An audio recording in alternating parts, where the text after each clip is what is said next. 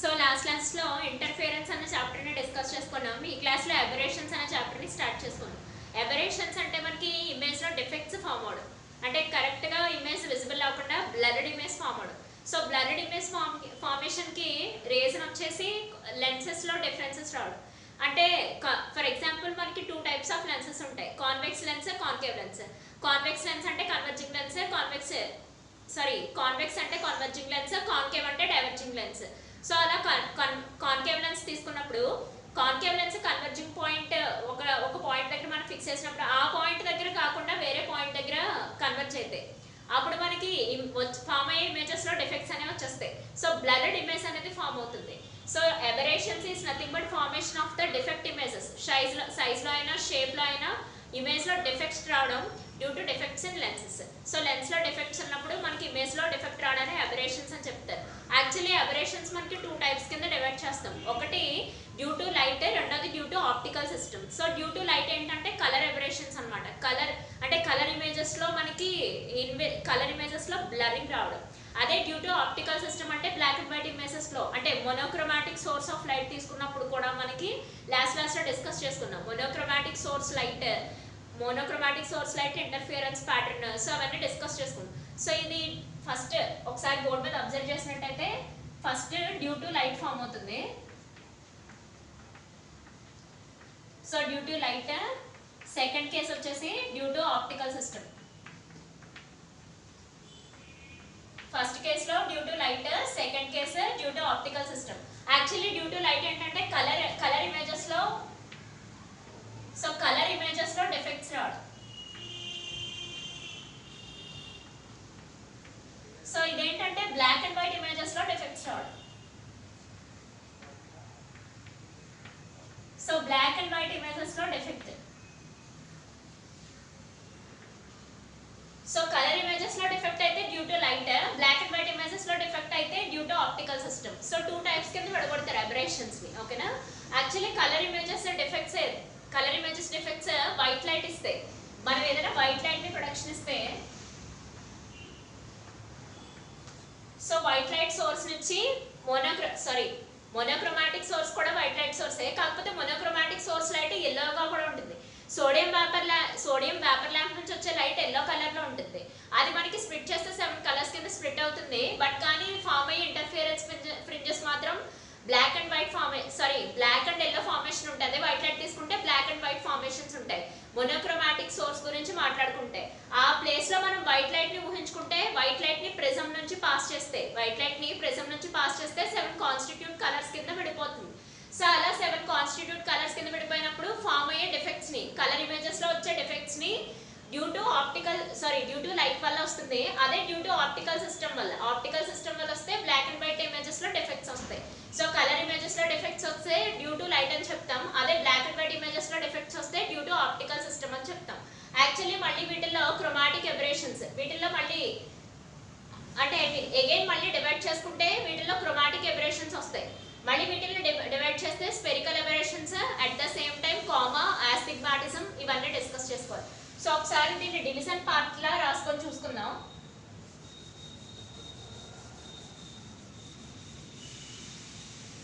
So due to light అంటే chromatic aberrations.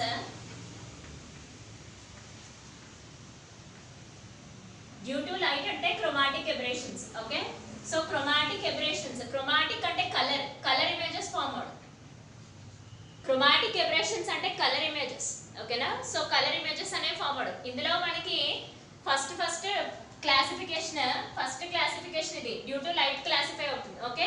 మళ్ళీ due to light లో కలర్ వల్ల ఫామ్ అవుతుంది కాబట్టి అవి chromatic aberrations. Okay? So second part తీసుకుంటే due to optical system.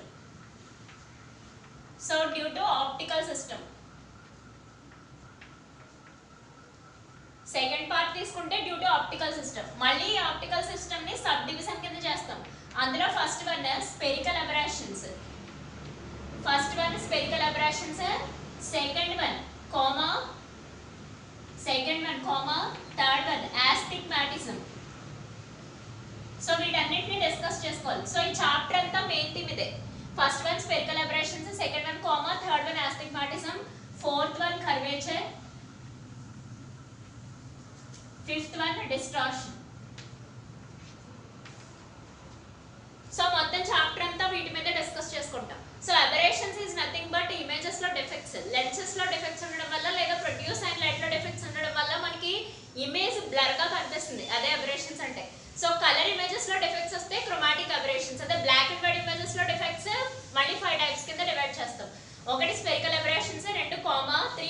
క్రోమాటిజం, 4 curvature, 5 distortions. So chapter అంతా వీటి మీద డిస్కషన్ జరుగుతుంది. ఓకే, సో ఫస్ట్ మనం చూసేది డ్యూ టు లైట్ చూస్తాం. అంటే due to light chromatic aberrations గురించి డిస్కస్ చేయాలి. సో క్రోమాటిక్ అబరేషన్స్ ఎలా ఫామ్ అవుతాయి, క్రోమాటిక్ అబరేషన్స్ ని ఎలా మినిమైజ్ చేయొచ్చు, బ్లర్ ఇమేజ్ ఫామ్ అవుతుందని అలాగే వదిలేస్తామా, బ్లర్ ఇమేజ్ ని కూడా మనం బ్లర్ ని కాస్త విజిబుల్ ఇమేజ్ కింద చేయగలిగాలి. ఆ చేయగలగడం కోసం క్రోమాటిక్ అబరేషన్స్ మినిమం చేసి ఎక్రోమాటిక్ అబరేషన్స్ కింద చేస్తాం. ఎక్రోమాటిక్ చేస్తాం. ఎక్రోమాటిక్ అబరేషన్స్ అనకూడదు, ఎక్రోమాటిక్ అని అంటాం అంతే. సో దాన్ని ఎక్రోమాటిజం అని అంటారు. సో దాని గురించి డిస్కస్ చేసుకోవచ్చు. సో ఫస్ట్ ఒకసారి రీకలెక్ట్ చేసుకుంటే అబరేషన్స్ అంటే ఇమేజెస్ లో డిఫెక్ట్స్ రావడం. ఓకే, సో అందులో ఫస్ట్ 2 టైప్స్ కింద డివైడ్ చేస్తాం. Due to light, next due to optical system. Again due to light again divided into chromatic aberrations. Chromatic aberrations means colour aberrations, అంటే form అయ్యే colour images different blur గా form అవడం. ఇది black and white images లో form అయ్యే defect. So due to optical system black and white. Okay, black and white images, black and white images. So black and white images లో అందులో first part వచ్చేసి spherical aberrations, second one coma, third one astigmatism, fourth one curvature and fifth one distortion. So ఇలా classifications అని జరుగుతుంది. ఇప్పుడు మనం first study చేయవలసింది ఎవరు, క్రోమాటిక్ అబరేషన్స్ గురించి స్టడీ చేయాలి. సో ఈ క్రోమాటిక్ అబరేషన్స్ గురించి ఆబ్జెక్ట్ ఇన్ఫినిటీ పాయింట్ దగ్గర పెడితే ఎలా ఉంటుంది, లేదా ఆబ్జెక్ట్ మనకి పర్టికులర్ పాయింట్ దగ్గర పెడితే క్రోమాటిక్ అబరేషన్స్ ఈక్వేషన్స్ ఏంటో చూడాలి. సో దాన్ని రెడ్యూస్ చేయడం ఎలాగో కూడా డిస్కస్ చేసుకోవాలి. ఓకే, సో ఇదంతా ఓవరాల్ మనకి అబరేషన్స్ గురించి.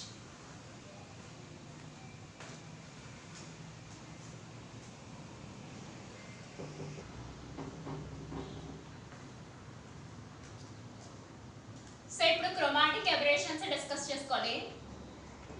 Chromatic aberrations.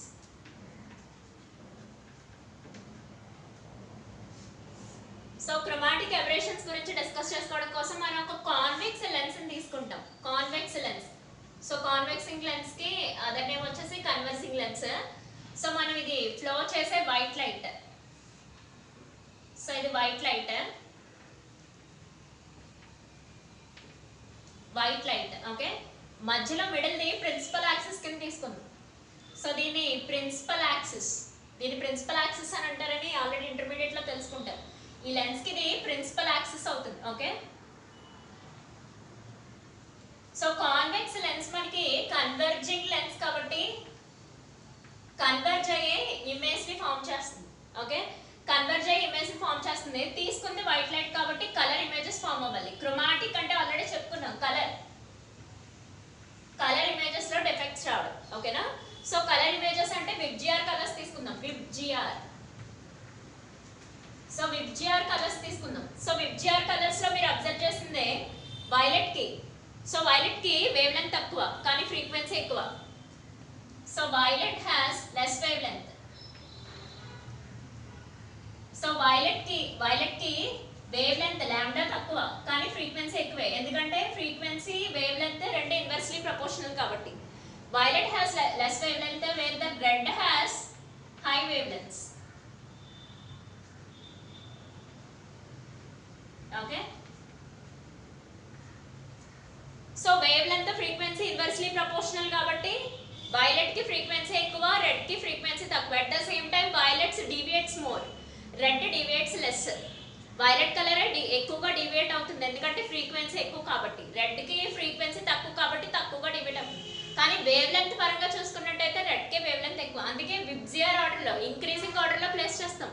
విబ్జిఆర్ అంటే మనకి ఇంక్రీజింగ్ ఆర్డర్ లో ఆ ఇండికేషన్ ఆ కలర్స్ ఇండికేషన్ జరిగింది, డిక్రీజింగ్ ఆర్డర్ కాదు. విబ్జిఆర్ కి వేవ్ లెంత్ ఎక్కువ. అంటే వేవ్ లెంత్ ఈ సైడ్ నుంచి ఈ సైడ్ కి, అంటే వైలెట్ నుంచి రెడ్ కి వెళ్ళేటప్పటికి వేవ్ లెంత్ ఇంక్రీజ్ అయ్యి ఫ్రీక్వెన్సీస్ డిక్రీజ్ అవుతాయి. విచ్ కలర్ మోర్ డీవియేట్స్ అంటే వైలెట్ అని చెప్తాం, రెడ్ డీవియేట్స్ లెస్ అని చెప్తాం. సో దాని నుంచి మీరు అబ్జర్వ్ చేసినట్టయితే ఈ వైట్ లైట్ ఎప్పుడైతే ఈ కాన్వెక్స్ లెన్స్ మీద ఫోకస్ అయిందో, ఆ వైట్ లైట్ ఎప్పుడైతే ఈ కాన్వెక్స్ లెన్స్ మీద ఫోకస్ అయిందో అది విబ్జిఆర్ కలర్స్ ని ఫామ్ చేస్తుంది. ఓకే, సో ఆ విబ్జిఆర్ కలర్స్ లో మనం మెయిన్ ఫోకస్ చేయాల్సింది వైట్ లెంత్ మీద, రెడ్ మీద. అంటే లీస్ట్ వేవ్ లెంత్ ఉన్న దాని మీద, హైయెస్ట్ వేవ్ లెంత్ ఉన్న దాని మీద ఫోకస్ చేయాలి. సో ఏదైనా సరే ఏదో ఒక పాయింట్ దగ్గర మాత్రమే కన్వర్జ్ అవ్వాలి. ఫర్ ఎగ్జాంపుల్ ఈ పి అనే పాయింట్ దగ్గర మాత్రమే అన్ని వేవ్ లెంత్స్ వచ్చి కన్వర్జ్ అవ్వాలి. ఓకేనా, అలా కన్వర్జ్ అయితే మనకి క్లియర్ ఇమేజ్ ఫామ్ అవుతుంది, బ్లర్ ఇమేజ్ కాకుండా. ఏ కలర్ అయినా సరే P అన్న పాయింట్ దగ్గర, అది వైలెట్ అయినా, ఇండిగో అయినా, బ్లూ అయినా, ఎల్లో అయినా, ఆరెంజ్ అయినా, what ever it may be, A colour అయినా సరే అంటే irrespective of wave lens A colour అయినా మనకి P అనే పాయింట్ దగ్గర కన్వర్జ్ అవ్వాలి, బికాస్ ఇట్ ఈస్ అనే కన్వర్జింగ్ లెన్స్. ఓకేనా? కానీ అలా కాకుండా మనకి P అనే పాయింట్ దగ్గర ఒక కలర్, సమ్ పర్టికులర్ Q అనే పాయింట్ దగ్గర ఒక కలర్ కన్వర్జ్ అయితే అక్కడ ఖచ్చితంగా బ్లర్డ్ ఇమేజ్ ఫామ్ అవుతుంది. సో దాన్ని రెక్టిఫై చేయడం కోసం మళ్ళీ ఎక్రోమాటిక్ డబ్లెట్స్ వాడుకుంటాం. అది ఈ క్లాస్ లో డిస్కస్ చేసుకోవచ్చు. ఒకసారి మీరు అబ్జర్వ్ చేసినట్టయితే P అనే పాయింట్ దగ్గర ఇమేజ్ ఫామ్ అవుతుంది, కరెక్టే, బట్ కానీ ఆ ఇమేజ్ కూడా వైలెట్ లైట్ వల్లే వస్తుంది. ఓకేనా? సో ఈ P అనే పాయింట్ దగ్గర ఇమేజ్ ఫామ్ అవుతుంది because of the violet light. Violet అయినా రెడ్ అయినా ఏదైనా సరే ఈ P అనే పాయింట్ దగ్గరే మామూలుగా అయితే ఫామ్ అవ్వాలి. కానీ ఈ P అనే పాయింట్ దగ్గర కాకుండా సమ్ ఈ Q అనే పాయింట్ దగ్గర కూడా ఇమేజ్ ఫామ్ అవుతుంది. అందువల్లే బ్లర్డ్ ఇమేజ్ వచ్చేస్తుంది. అక్కడే మనకి అబరేషన్స్ ఫామ్ అయిపోతుంది. సో ఈ అబరేషన్స్ ఫామ్ అవడం, సో ఈ ఒకసారి మీరు అబ్జర్వ్ చేసినట్టయితే ఈ P అనే పాయింట్ దగ్గర ఇమేజ్ ఫామ్ అవుతుంది. ఏ లైట్ ది?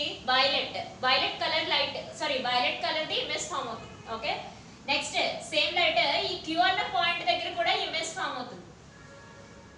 సో ఈ Q అన్న పాయింట్ దగ్గర కూడా ఇమేజ్ ఫామ్ అవుతుంది. ఈ ఇమేజ్ వచ్చేసి రెడ్ లైట్. ఒరిజినల్ గా అయితే నేను చెప్పాలనుకుంది ఏంటంటే వైలెట్ లైట్ అయినా రెడ్ లైట్ అయినా ఈ P అన్న పాయింట్ దగ్గరే ఇమేజ్ ఫామ్ అవ్వాలి. కానీ అలా కాకుండా వీటి మధ్యలో డిఫరెన్స్ ఉంది చూసారా, దీనివల్ల బ్లర్డ్ ఇమేజ్ ఫామ్ అయిపోతుంది.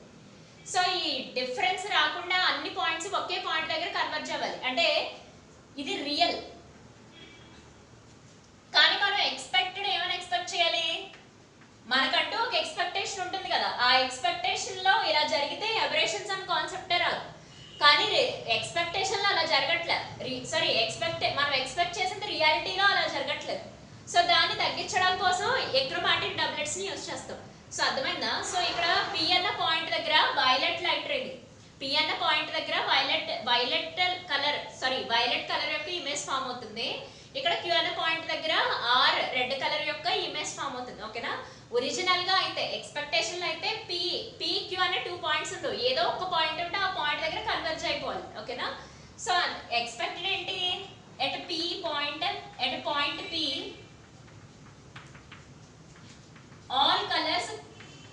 all color images converge అవ్వాలి. మనం ఏమైనా ఎక్స్పెక్ట్ చేస్తున్నాం, P అనే పాయింట్ దగ్గర ఆల్ కలర్ ఇమేజెస్ కన్వర్జ్ అవ్వాలి, కానీ అది అలా అవ్వకుండా Q అనే పాయింట్ కూడా వచ్చేస్తుంది. సో ఈ డిస్టెన్స్ వల్లే మనకి బ్లర్ ఆఫ్ ఇమేజెస్ అనేవి ఫామ్ అవుతాయి. సో ఇది మన ఎక్స్ప్రెషన్ ని చెప్పాలి, ఈక్వేషన్స్ లో చెప్పాలి. ఓకే, సో ఇదంతా మనకి అరేంజ్మెంట్. సో దీన్ని ఈక్వేషన్స్ లో చెప్పాలి. ఒక కాన్వెక్స్ లెన్స్ తీసుకున్నా దాంట్లో వైట్ లైట్ ఫోకస్ చేస్తే, సో అది ఎప్పుడైతే కాన్వెక్స్ లెన్స్ నుంచి పాస్ అయిందో విబ్జిఆర్ కలర్స్ ని ఫామ్ చేస్తుంది. సో అందులో మనం 2 కలర్స్ ని తీసుకుంటాం, violet colour, red colour. Violet colour కి less wavelength, red colour కి హైయెస్ట్ వేవ్ లెంగ్త్ ఉంటుంది. సో ఇక్కడ ఇమేజ్ వైలెట్ కలర్ యొక్క ఇమేజ్ ఇక్కడ P అనే పాయింట్ దగ్గర, యాక్చువల్లీ Q అనే పాయింట్ దగ్గర రెడ్ కలర్ ఇమేజ్ ఫామ్ అవుతుంది. కానీ ఏమైనా ఎక్స్పెక్ట్ చేస్తాం మనం, P అనే పాయింట్ దగ్గరే అన్ని కలర్ ఇమేజెస్ ఫామ్ అవుతున్నాయి అని చెప్తాం. అన్ని కలర్ ఇమేజెస్ ఫామ్ అవుతాయి అని అనుకుంటాం, కానీ రియల్ గా అలా ఫామ్ అవట్లే, ఇలా రియాలిటీలో ఇలా ఫామ్ అవుతుంది. అందువల్లే మనకి అబరేషన్స్ వస్తున్నాయి. ఓకేనా? సో ఆ అబరేషన్స్ కి ఈక్వేషన్ ఫామ్ తెచ్చుకోవాలి. దాన్ని ఎలా రెక్టిఫై చేయాలో కూడా చూడాలి. సో క్రోమాటిక్ అబరేషన్స్ ఒక టాపిక్. ఆ తర్వాత ఇందాక డిస్కస్ చేసుకున్నట్టే achromatic due to optical system లో స్పెరికల్ చూడాలి, కామా చూడాలి, ఆస్టిగ్మాటిజం చూడాలి, at the same time deviations చూడాలి, మిగతా అన్ని కూడా డిస్కస్ చేయాలి.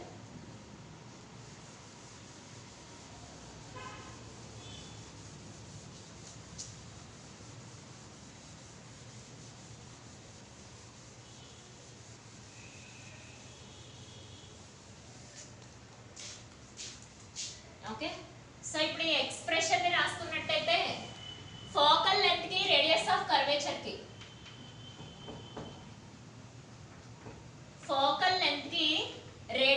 కర్వేచర్ కి relation radius of curvature. So focal length కి రేడియస్ ఆఫ్ కర్వేచర్ కి రిఫ్రాక్టివ్ ఇండెక్స్ ని బేస్ చేసుకొని relating refractive index. So refractive index last classes లో ఆల్రెడీ డిస్కస్ చేసుకున్న topic. Refractive index mu is equal to velocity of light in air by velocity of light in medium. Okay, so ఇక్కడ మీరు observe చేసుకున్నట్టయితే focal length radius of curvature refractive index ని base చేసుకుని ఒక equation రాయాలి. కానీ మీకు ఫోకల్ లెంగ్త్ అంటే ఏంటో తెలిసిన విషయమే, బట్ కానీ ఒకసారి డిస్కస్ చేసుకుందాం. ఫోకల్ లెంగ్త్ అంటే ఏంటో, రేడియస్ ఆఫ్ కర్వేచర్ అంటే ఏంటో. ఫర్ ఎగ్జాంపుల్ మనం ఇదే ప్రిన్సిపల్ యాక్సిస్ అని డ్రా చేసుకుంటే మిడిల్ లో ఉన్నది ప్రిన్సిపల్ యాక్సిస్. సో ఇక్కడ ఈ ఇమేజ్ ఇక్కడ ఫామ్ అవుతుంది కదా, లైట్ యొక్క ఇమేజ్ ఇక్కడ ఫామ్ అవుతుంది కదా. సో ఇక్కడ ఈ సెంటర్ పాయింట్ కి ఈ పాయింట్ కి మధ్యన డిస్టెన్స్ ఫోకల్ లెంగ్త్. ఓకేనా? సో ఈ సెంటర్ లెన్స్ యొక్క సెంటర్ పాయింట్ కి ఈ ఎక్కడైతే కన్వర్జ్ అవుతుందో ఆ పాయింట్ కి మధ్యన డిస్టెన్స్ ఫోకల్ లెంగ్త్ అని చెప్తాం.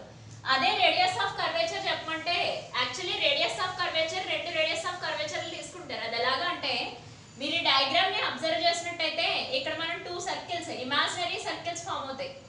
సో ఈ టూ ఇమాజినరీ సర్కిల్స్ ఇలా, సో ఇలా టూ ఇమాజినరీ సర్కిల్స్ ఇంటర్సెక్షన్ అవుతున్నట్టు తీసుకుంటే, so two imaginary circles intersection అవుతున్నట్టు తీసుకుంటే ఈ సెంటర్ నుంచి ఇక్కడ ఉన్న R1 అంటే ఇది radius of curvature of first circle, ఈ సెంటర్ నుంచి ఇలా కన్సిడర్ చేస్తే R2 radius of curvature of second circle. ఇలానే కదా ఎక్కడి నుంచి తీసుకున్నా రేడియస్ ఆఫ్ కర్వేచర్, ఇలా తీసుకున్నా గానీ radius of curvature.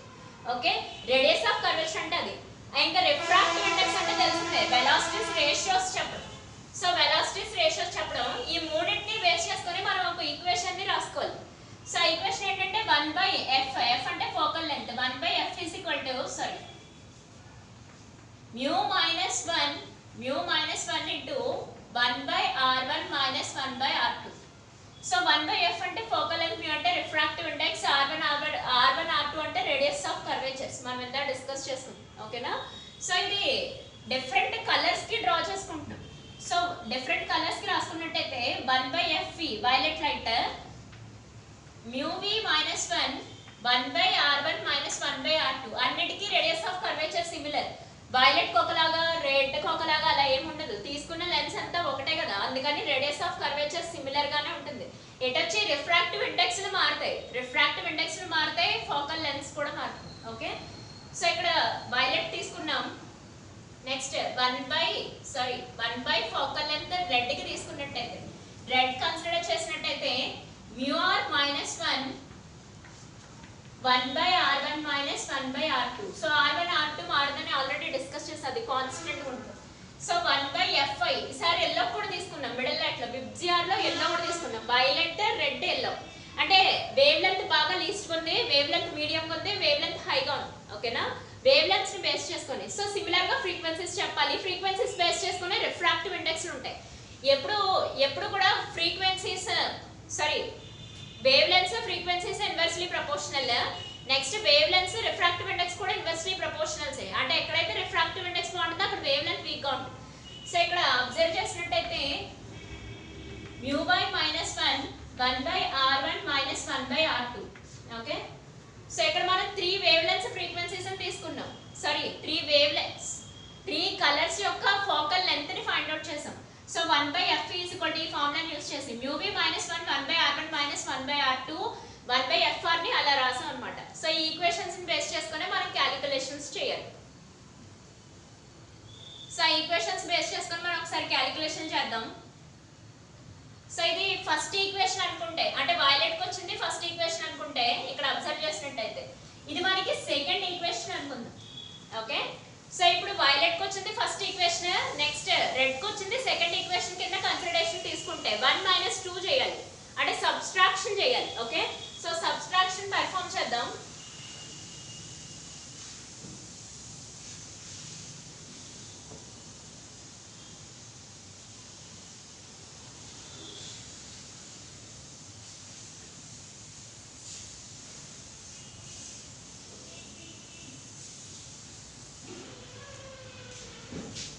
So subtraction perform చేసినట్టయితే 1/fe minus 1/fr రెడ్ కి, that will be equal to mu v minus mu r. ఇది మనకి 1/r1 minus 1/r2. ఇంకా అది సబ్స్ట్రాక్ట్ చేసినా ఇదేం మారదు, కాన్స్టెంట్ గానే ఉంటుంది. Okay, 1/r1 minus 1/r2.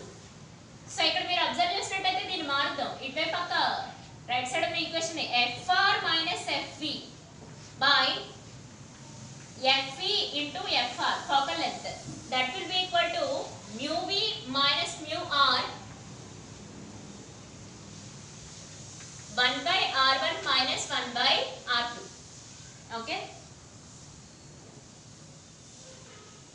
1/r1 minus 1/r2. So ఇక్కడ మీరు అబ్జర్వ్ చేసినట్టయితే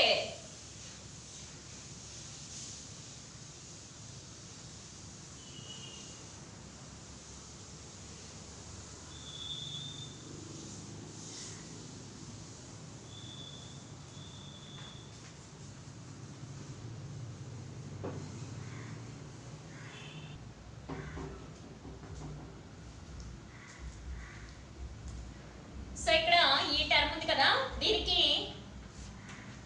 mu y minus 1 తో మల్టిప్లై చేసి డివైడ్ చేస్తున్నాం, అంటే ఒకే టర్మ్ తో మల్టిప్లై చేసి డివైడ్ చేస్తున్నాం. సో ఇక్కడ ఈ ఈక్వేషన్ బాగా important. mu y minus 1 by mu y minus 1 అంటే mu y minus 1 తో multiplication division at a time చేస్తాం. ఓకే, సో ఇక్కడ అబ్జర్వ్ చేసినట్టయితే fe ఇంటూ fr ని fy స్క్వేర్ అని కూడా రాసుకోవచ్చు. fe ఇంటూ fr అంటే focal length of violet into radius ని మల్టిప్లై చేస్తే fy స్క్వేర్, ఎల్లో వైలెట్ వస్తుంది. Okay, yellow focal length square కింద కూడా చెప్పొచ్చు. సో అదే విషయం ఇక్కడ సబ్స్టిట్యూట్ చేసుకున్నట్టయితే fr minus fe fy square. So ఇక్కడ దీన్ని ఎలా రాసుకుందాం, mu v minus mu r by mu y minus 1 into mu y minus 1 1 by r1 minus 1 by r2. Okay, so ఇక్కడ మీరు అబ్జర్వ్ చేసినట్టయితే ఇక్కడ నేను మల్టిప్లై చేసి డివైడ్ చేశాను కదా, దాన్ని స్ప్లిట్ చేసి రాసాను అంతే. సో ఆ స్ప్లిట్కి ఎలా రాసానంటే ఇక్కడ mu v minus mu r కి బై mu v మైనస్ 1 చేర్చాం. ఇక్కడ 1/r1 మైనస్ 1/r2 కి ఇంటూ mu y మైనస్ 1 చేసాం. ఓకే, ఏం చేయలేదు, చిన్న చిన్న మోడిఫికేషన్స్ చేసాం అంతే. సో దీని నుంచి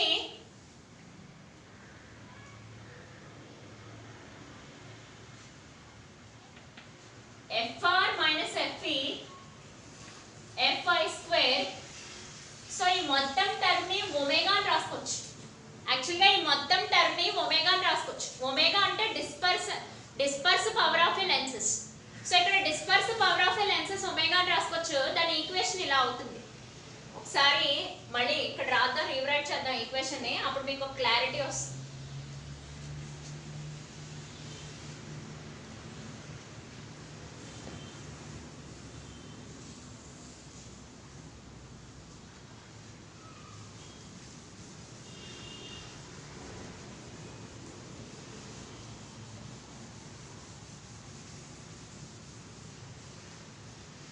సో ఓకే, సో ఆ ఈక్వేషన్ ఉంది కదా, ఆ ఈక్వేషన్ లో omega is equal to dispersive power of lens.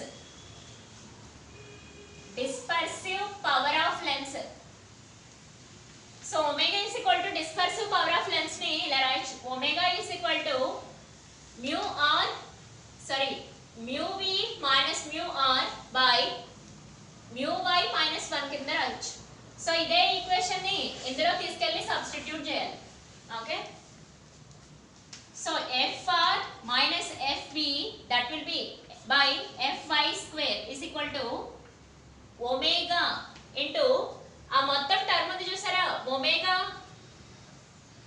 mu y minus 1 1/r1 minus 1/r2 ని 1/fi అని రాయొచ్చు. Okay, so mu y minus 1 1/r1 minus 1/r2 ని 1/fi అని రాసుకోవచ్చు. సో అదే విషయం ఇక్కడ రాయాలి, 1/fi అంటే ఈ మొత్తం ఈక్వేషన్ ని ఇక్కడ సబ్స్టిట్యూట్ చేస్తాం అంతే. సో అక్కడ యారో మార్క్ ఎక్కడైతే ప్లేస్ చేసామో అక్కడ సబ్స్టిట్యూట్ చేస్తాం. సో ఇక్కడ fy స్క్వేర్ డివిజన్ లో ఉంది, అటు సైడ్ తీసుకెళ్తే మల్టిప్లికేషన్. సో ఇక్కడ fr minus fe that will be equal to omega into fy square by fy. So దీని నుంచి omega into fy. So fr minus fe is equal to omega into fy అంటే focal length of red light minus focal length of violet light that will be equal to dispersive power of lens into focal length of the yellow light. ఓకేనా, so ఇది chromatic aberrations కి derivation. But కానీ ఇది objects at infinite distance లో ఉన్నప్పుడు, కానీ objects finite distance లో ఉన్నప్పుడు ఎలాగో చూడాలి. అదొకసారి డిస్కస్ చేద్దాం.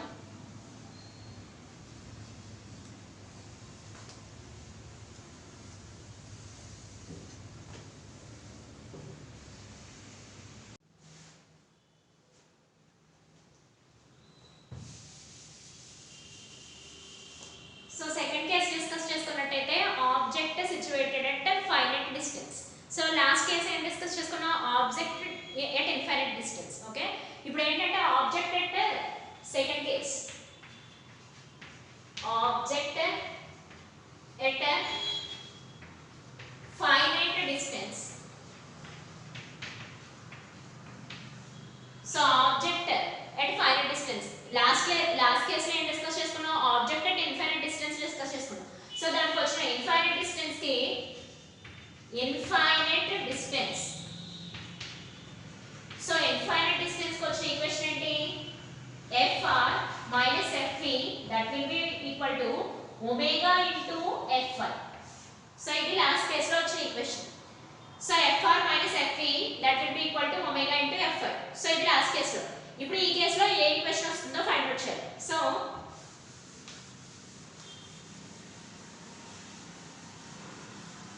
సో దీనికోసం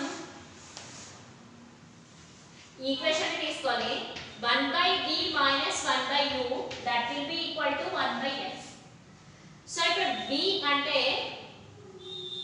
ఇమేజ్ డిస్టెన్స్. సో ఇక్కడ v అంటే ఇమేజ్ డిస్టెన్స్, u అంటే ఆబ్జెక్ట్ డిస్టెన్స్. సో ఇక్కడ v అంటే ఇమేజ్ డిస్టెన్స్, u అంటే ఆబ్జెక్ట్ డిస్టెన్స్. సో ఈక్వేషన్ వచ్చేసి 1/v minus 1/u that will be equal to 1/f convex lens కి. ఎప్పుడు at finite distance, at finite distance. Okay, so ఇప్పుడు ఈ equation కి derivative perform చేయాలి. Perform derivation for above equation. So above equation కి derivation perform చేస్తే ఏమవుతుంది, 1/u ఇది కాన్స్టెంట్ కాబట్టి ఇది constant values,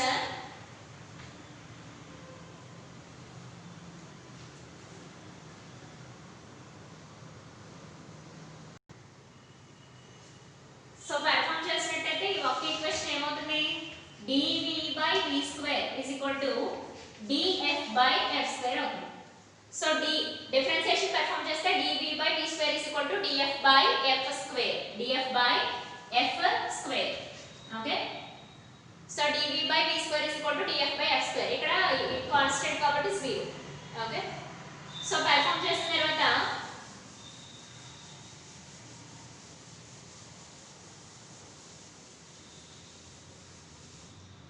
so dv so object distance vr minus vv by vy² అని రివైట్ చేస్తున్నాను.